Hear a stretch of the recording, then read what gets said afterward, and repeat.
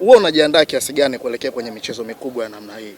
Huu ni takriban msimu wa pili na uone Pacome Zouzoua hatembei kabisa kwenye ile chati kwa upande wako. Aidha ataamua hakucheza mpira, alicheza mechi iliyopita. Hakupo upande wangu. Lakini kuna mipishano mlikuwa mnakutana nayo. Hamna, maandalizi waga ni yale yale, lakini kikubwa mimi naamini kinachoongezeka ni umakini.